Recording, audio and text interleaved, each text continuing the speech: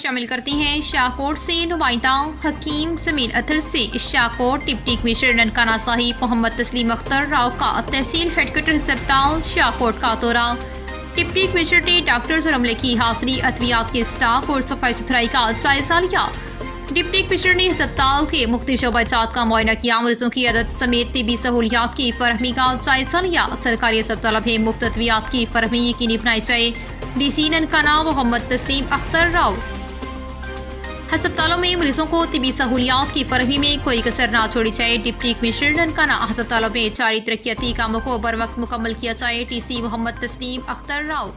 Assistant commissioner Shahkot Sana Sharafat, CEO health doctor Mohammad Talha, MS Sameer, दीगर अफसरान।